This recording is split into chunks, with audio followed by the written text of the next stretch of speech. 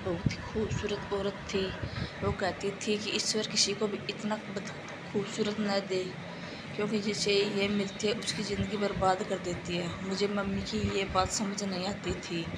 वो शायद इसलिए ऐसा बोलती थी क्योंकि मेरे पापा बहुत ही सामान्य व्यक्ति थे और दिखने में भी ज़्यादा अच्छे नहीं थे, और वे सारी ज़िंदगी मेरी मम्मी पर शक ही करते रहे। बोले, मैं तो बदसूरत व्यक्ति हूँ, सुंदर हो तो तुम मेरे साथ कैसे रह सकती हो? तुम्हारे दिल में ज़रूर ज़रूर किसी और की चाहत होगी। हम लोग छोटे से गांव में रहते थे। इस गांव में चौधरी का हुक्म ऐसे चलता था जैसे वो राजा है और हम सब लोग उसकी प्रजा हैं। पापा गांव के चौधरी के साथ काम करते थे। कोई ज़्यादा काम नहीं था, बस हवेली में देखभाल करनी होती थी। मेरी मम्मी भी गांव में काम करती थी, लेकिन नहीं आता था। मैं सोचती कि वो अगर अपना ख्याल रखे तो और भी ज़्यादा खूबसूरत हो जाए। बहुत छोटी उम्र में ही मम्मी की शादी पापा से हो गई थी। वक्त गुजरता रहा, मम्मी की उम्र 32 साल की थी और मेरी 14 साल की हुई थी। एक दिन मम्मी पापा में लड़ाई हो रही थी। पापा बोल रहे थे कि तुम हवेली में क्यों गई? मम्मी ने कहा, मुझे वहाँ किसी काम से बुलाया गया था, मैंने वो काम किया और मुझे उस काम के पैसे भी मिले। पापा मम्मी को हाथों से वो पैसे लेकर फाड़ दिए और बोले, कोई ज़रूरत नहीं इन पैसों की। मैं नहीं चाहता कि तू ज़्यादा लोगों की नज़र में आए। जिस खेत में तुम काम करने जाती हो वहाँ सिर्फ महिलाएं जाती हैं, इसलिए मैंने तुम्हें इजाज़त दी है। तू सिर्फ मेरी है और मेरे लिए ही, किसी और की नज़र पर नहीं पड़ने देना चाहता। मम्मी कहती है, मैं मुँह तो देखो, इस आदमी का मुझसे लड़ना रहता। जब मैं इसको मिल गई, इस बात खुशी रहनी चाहिए। ऐसे व्यक्ति को अपने पैरों के पास भी बैठने ना दूँ। मुझे लगता था कि मम्मी पापा को प्यार को ही नहीं समझती। वह उनसे इतना प्यार करते हैं कि किसी की नज़र भी उन पर नहीं पड़ने देना चाहते, और मम्मी इसे शक समझती थी। मम्मी ने शायद कभी पापा को पूरे दिल से स्वीकार ही नहीं किया था। अगर पापा अभी कभी रात में घर नहीं आते तो मम्मी बोलती, अच्छा आज घर नहीं है मेरी जान। खैर, ये सब तो हमारे घर में चलता ही रहता था, और पापा के लाख मना करने पर भी मम्मी हवेली चली जाती थी। मगर पापा कुछ बोलते उनसे लड़ने लगती। एक दिन मम्मी हवेली गई हुई थी। पापा ने उन्हें चौधरी से कुछ बात करते हुए देख लिया, लेकिन पापा ने मम्मी को उस वक्त कुछ नहीं बोला और घर आकर मम्मी को खूब सुनाई, एक दो लगा भी दी। पहली बार पापा ने मम्मी के ऊपर हाथ उठाया था और उनको घर से बाहर निकलने से भी मना कर दिया। लेकिन इस बात का घर पर का माहौल और भी ज़्यादा बिगड़ गया। मम्मी पापा ने एक दूसरे से बात तक करनी छोड़ दी, और एक दिन मौसम बहुत ख़राब था, बारिश हो रही थी। पापा भी अभी तक घर नहीं आए। मम्मी बोला कि मौसम बहुत ख़राब है, पापा भी घर नहीं आए, मुझे बहुत डर लग रहा था। मम्मी ने गुस्से से बोला कि तेरा बाप कोई छोटा बच्चा नहीं है जो मौसम ख़राब होने से कहीं खो जाएगा। जा जाकर सो जा, जिसको जब आना होगा वो आ जाएगा।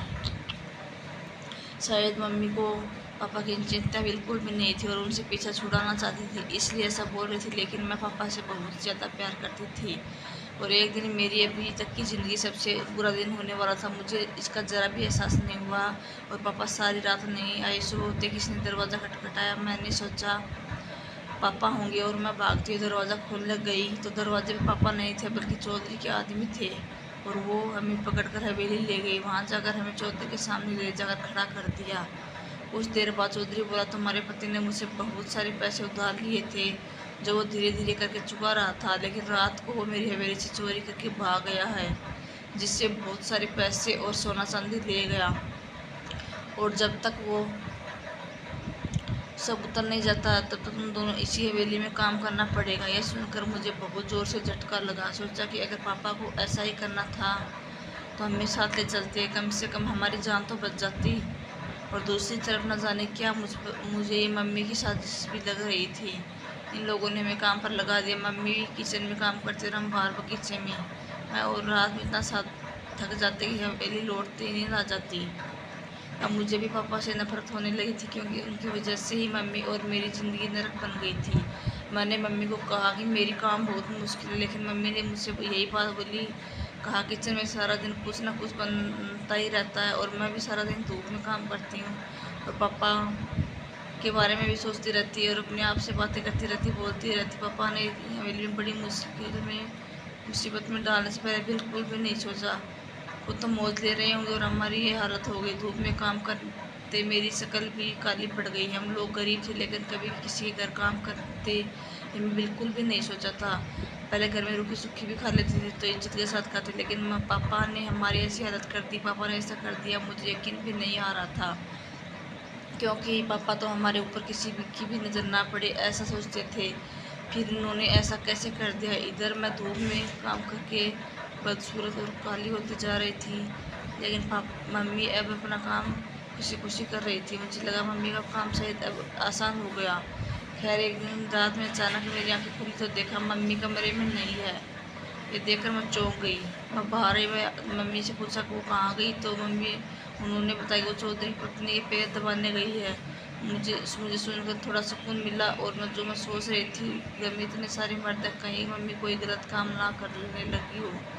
मेरी हालत दूर हो गई, लेकिन गलतफहमी दूर हो गई। अब ये मम्मी का रोज़ का काम हो गया था। और एक दिन जब मुझे पता चला तो उसने बताया कि चौधरी की पत्नी तो थी, उसके 2 बेटे भी थे, लेकिन वो एक बहुत ही अच्छी और ख़ानदानी महिला थी। इसलिए चौधरी की अय्याशी से तंग आकर चौधरी को छोड़कर कहीं दूर चली गई और अपने बेटों को भी अपने साथ ले गई। और अब चौधरी अकेला रहता है। मुझे मम्मी पर शक होने लगा। मैंने सोचा क्यों न मम्मी से पीछा करके सच्चाई का पता लगा जाए। और जब मैं काम करके कमरे में गई तो कुछ देर बाद मम्मी भी आ गई। मैंने साथ में खाना खाया और सोने के लेट थी। कुछ देर बाद मुझे नींद आ गई और मैं कब सुबह हुई पता ही नहीं चला, क्योंकि काम करते बहुत थक जाती थी, इसलिए ऐसा होता था। लेकिन आज मैंने सोच ही लिया आज कोई काम नहीं करूँगी और रात को मम्मी का पीछा ज़रूर करूँगी। जिन पापा के साथ मैं बगीचे में काम करती हूँ उन्होंने बोल दिया कि पापा आज मेरी तबीयत ठीक नहीं, इसलिए आप मुझसे काम नहीं होगा। बाबा कोई बात नहीं बोले, बेटा तुम आराम करो और अगर कोई आए तो तुरंत कुछ ना कुछ काम में लग जाना, क्योंकि ये लोग बहुत ही अत्याचारी हैं, तुम्हें खाली बैठा देखकर पीटना शुरू कर देंगे। खैर मैंने ऐसा ही किया, पूरा दिन खाली बैठी रही। अगर कोई आया तो थोड़ा बहुत काम करने लगती। कुछ देर बाद शाम हो गई, अपने रूम में आ गई और मेरे कुछ देर बाद मम्मी भी आ गई। साथ बैठकर खाना खाया और मम्मी ने मुझे बताया कि चौधरी की पत्नी बहुत अच्छी है। उसने मुझे बोला तो बहुत अच्छा खाना बनाती हो और मेरे पैर भी अच्छे से दबाती हो। मैं चौधरी साहब से बात करूँगी, वो तुम्हारी तनख्वाह और तुम्हारे पति ने जो किया उसको भूल जाए। लेकिन मुझे लग चुका था कि चौधरी कोई पत्नी नहीं है, मुझसे झूठ बोल रही। मम्मी ज़रूर मुझसे कुछ छुपा रही है। और मैं आज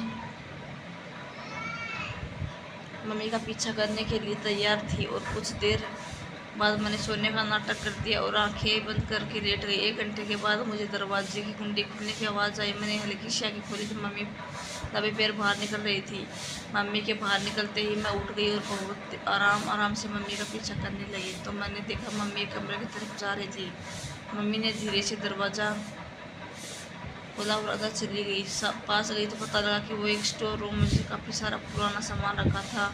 मैं धीरे से अंदर चली गई और एक लकड़ी की अलमारी के पीछे छुप गई। फिर बिल्कुल दबे पाँव आ गई और जब मैंने सामने का दृश्य देखा तो मेरे होश उड़ गई। मेरी आंखों से आंसू की झड़ी लग गई, क्योंकि सामने मेरे पापा थे जिनको जंजीर और रस्सियों से जकड़ रखा था। और मम्मी उनको बोल रही थी कि देख लिया मुझ पर हाथ उठाने का नतीजा और मुझ पर रोक टोक लगाने का अंजाम। अब मैं जा रही हूँ। चौधरी के भीतर मेरा इंतज़ार कर रहे होंगे और हर रोज़ चौधरी के पास जाने से पहले पता है कि मैं उस तुम्हारे पास क्यों आती हूँ, ताकि तुम्हें तड़पा सकूँ कि जिस पत्नी पर तुम किसी की नज़र ना बर्दाश्त नहीं कर सकते आज वो किसी के पास सारी रात रहती है। और ये कहकर मम्मी वहाँ से चली गई और मैं भी जल्दी से कमरे से बाहर आगे निकली, ताकि मम्मी गेट बंद करने के बाद उसे खोलकर अपने पापा को छुड़ा सकूँ। मम्मी पापा के साथ ऐसा कुछ किया और उनको सभी गाँव वालों के सामने एक चोर बना दिया और खुद चौधरी के साथ रंगलियाँ मना रही थी और मुझे भी बाहर मर्दों में छोड़ दिया ताकि मुझे कुछ पता ना चल सके। खैर मैं बाहर आकर छुप गई। मम्मी बाहर निकली और दूसरे कमरे की तरफ चली गई। शायद वो चौधरी का ही कमरा होगा। मैंने जल्दी से गेट खोला और पापा के पास गई। पापा मुझे देखते ही रोने लगे और कहने लगे तुम यहाँ क्यों आई हो, भाग जाओ यहाँ से कहीं बहुत दूर, वरना ये टाइम तुम्हें कुछ ना देख। खैर मैंने पापा को जैसे तैसे करके हाथ खोलते ही पापा ने मुझे गले लगाया। उसके बाद स्टोर रूम से एक कुल्हाड़ी उठा ली और बोले आज मैं इस चुड़ैल का और चौधरी को नहीं छोड़ूंगा। लेकिन मैंने पापा को रोक लिया और कहा कि आप ऐसा नहीं कर सकते। भले ही उन्होंने गलती की मगर आखिर वो मेरी माँ है, मैं सब जानती हूँ, इसलिए मैं आपके साथ और ऐसा करने से कुछ हासिल नहीं हुआ। हाँ, मैं अकेले ज़रूर रह जाऊँ, क्योंकि उनको मारकर आप जेल चले जाओगी। आपके साथ उन्होंने खो दिया है। और चौधरी भी एक ही आशा किस्म का व्यक्ति है। वो दोनों एक दूसरे के ही काबिल है, और उनको घर पर छोड़ दो और हम यहाँ से कहीं दूर चलते। खैर पापा ने मेरी बात मान ली, लेकिन मुझे बहुत तकलीफ़ हुई। मुझे मम्मी पापा में से किसी एक को छोड़ना पड़ा, लेकिन उसके साथ दिया जो सही था। मगर स्टोर रूम से बाहर निकलते ही चौधरी गोदाम में पहुंच गया, और जाने से पहले पापा ने चौधरी गोदाम में आग लगा दी। हमने रात में गांव छोड़ दिया। गोदाम में पापा ने आग लगाई थी, जिससे चौधरी को बहुत नुकसान हुआ, क्योंकि गोदाम में उसकी एक गुप्त तिजोरी थी जिसमें बहुत सारा पैसा था। यह देखकर चौधरी पागल हो गए, और एक दिन खाना बनाते हुए मेरी मम्मी के साथ भी हादसा हो गया। उनका आधा चेहरा जल गया। इसके बाद वो बहुत बदसूरत दिखने लगी। चौधरी ने भी उसका साथ छोड़ दिया। इस गाँव उनसे बर्दाश्त न हो, एक बदसूरत औरत बन गई थी, जिसके चलते वो पागल हो गई और उसी गाँव की सड़कों पर इधर से उधर मिट्टी खाते हुए घूमती रहती। गांव छोड़ने के बाद ये सारी बात मेरे पापा को उनके एक किसान दोस्त ने बताई थी, जो एक बार उनको शहर की मंडी में मिल गया था। आखिर उनको एक ही सज़ा मिल ही गई। पापा और मैं एक साथ भी थे, मगर उस दिन गुस्से में उन दोनों को जान से मार देते तो आज वो जेल में होते। और पता नहीं मेरा क्या होता। मैं उनको शांत किया और समझाया तो मान के। दोस्तों, हमें इस कहानी से ये सीखने को मिलता कि ज़िंदगी में आप कितने भी मुश्किल और गुस्से में क्यों ना, आपको हमेशा शांति से सोचना चाहिए। गुस्से और जल्दबाजी में कोई कदम नहीं उठाना चाहिए, वरना आपकी और आपके परिवार की